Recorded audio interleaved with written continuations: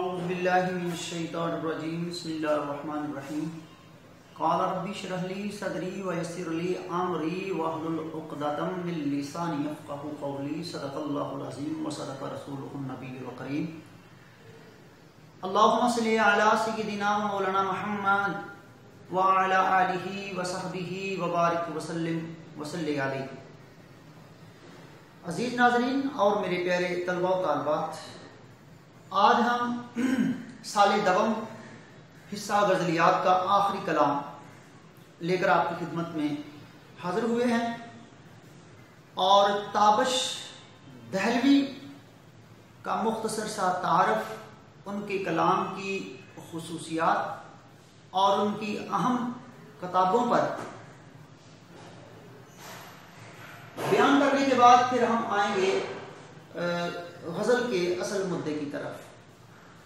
شاعر کا تعارف، شاعر کا جو اصل نام تھا وہ مسعود الحسن اور تخلص تابش تھا۔ دبستان دہلی کے آخری وہ چشم و چراغ، آل انڈیا ریڈیو میں انہوں نے اپنی خدمات سر انجام دی، پھر قیام پاکستان کے بعد ہجرت کر کے پاکستان تشریف لائے، اور ریڈیو پاکستان کراچی میں بھی انہوں نے اپنی خدمات سر انجام دی، اور انہی خدمات کے پیش نظر آپ کو تمغہ امتیاز سے نوازا گیا۔ ان کے کلام کی خصوصیت منفرد لہجہ ہے، ان کے کلام میں امید پسندی کے رنگ جو ہیں وہ نمایاں آپ کو ملیں گے۔ ان کے کلام کے اندر جذبے کی جو صداقت ہے وہ بھی پائی جاتی ہے۔ ان کے کلام میں صوفیانہ رنگ بکھرے ہوئے آپ کو ملیں گے، اور کلاس کی لب و لہجہ۔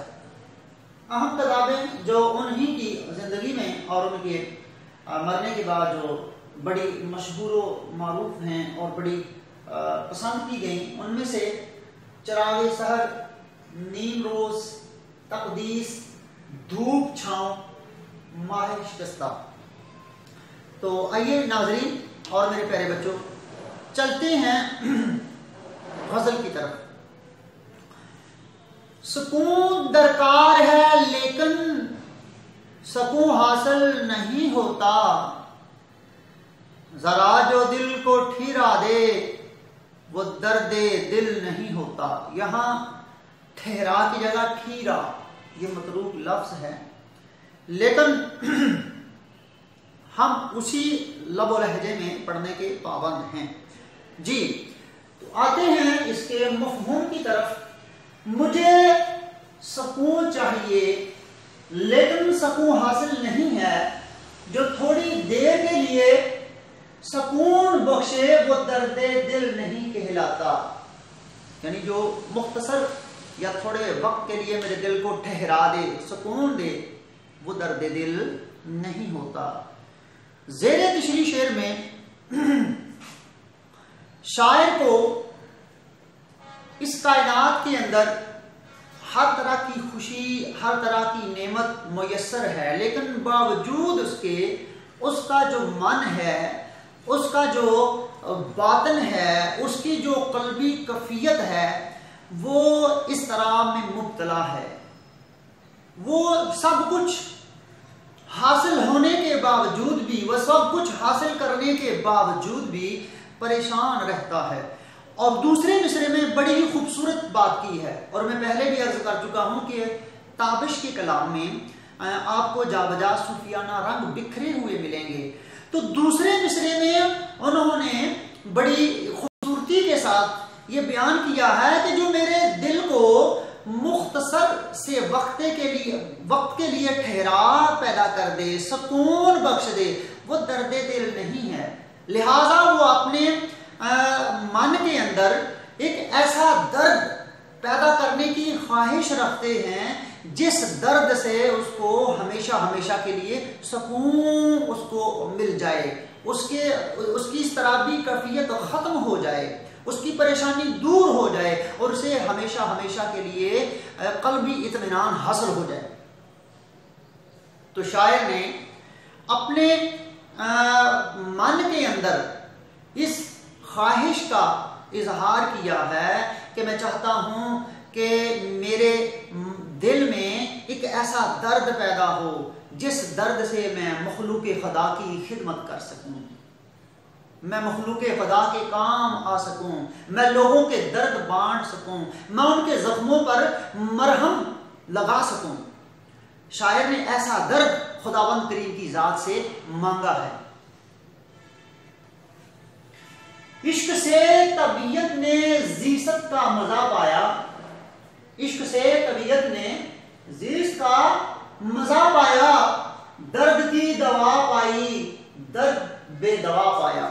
تو لہذا شاعر جو ہے وہ عشق حقیقی میں خداوند کریم کا قرب حاصل کرنا چاہتا ہے اور اپنے دل میں مخلوق خدا کی خدمت کرنے کا جذبہ پیدا کرنا چاہتا ہے، مخلوق خدا کا درد اپنے دل میں پیدا کرنا چاہتا ہے، اور اس درد کو لے کر اس کائنات کی جتنی بھی دکھی انسانیت ہے ان کی خدمت کرنا چاہتا ہے۔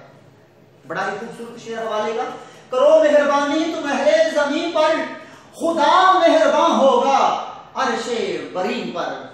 تو لہذا اس شعر کا دوسرا جو جھلک ہے وہ یہ بھی ہے کہ شاعر جو ہے وہ اب اس دنیا سے کنارہ کشی اختیار کر چکا ہے، اس دنیا سے جو ہے وہ تنہائی میں رہنا چاہتا ہے، اس دنیا سے دور رہنا چاہتا ہے، اور اس اپنے دل کے اندر خوف خدا اور قرب خداوندی کا جذبہ لے کر اس دنیا سے جلد از جلد رخصت ہو کر اپنے محبوب سے جو ہے وہ ملنے کی خواہش رکھتا ہے۔ تو آئیے چلتے ہیں اس غزل کے دوسرے شعر کی طرف۔ کبھی ہر جلوائے صد رنگ حاصل تھا نگاہوں کو، اب اشک خوں بھی چشم شوق کو حاصل نہیں ہوتا۔ بڑا ہی خوبصورت شعر۔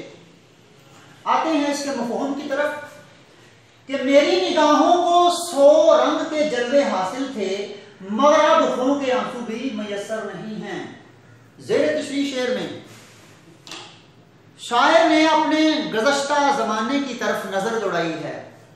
زیر تشریح شعر میں شاعر نے اپنے خوبصورت ماضی کی طرف اشارہ دیا ہے کہ ایک وقت تھا مجھے ہر طرح کی خوشی میسر تھی، سکون حاصل تھا،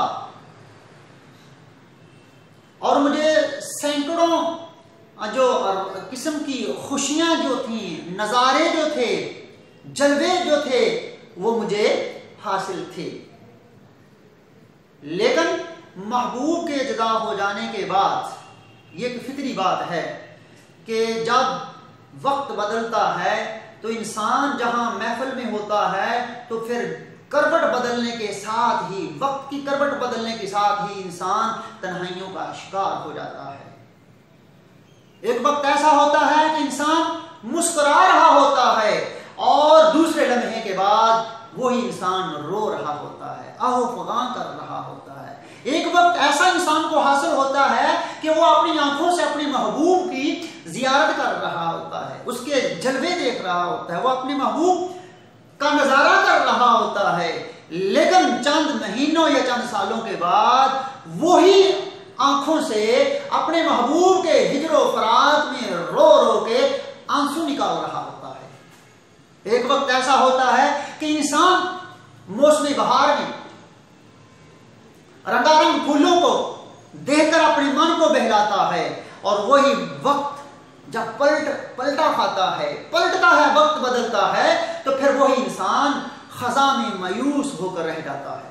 تو یہی کیفیت کچھ شاعر پر ہے، اب وہ اپنے محبوب سے بہت دور ہے، اور اس کے ہجر میں، اس کے فراق میں رو رو کر اس کی آنکھوں میں آنسو ختم ہو چکے ہیں، اور اب بھی وہ اس اپنی آنکھوں میں یہ شوق رکھتا ہے کہ اگر آنسو نہیں تو کاش میری آنکھوں میں خون کے آنسو نکل جائیں تاکہ میرا جو من پر ایک منو بوجھ ہے وہ ہلکا ہو جائے۔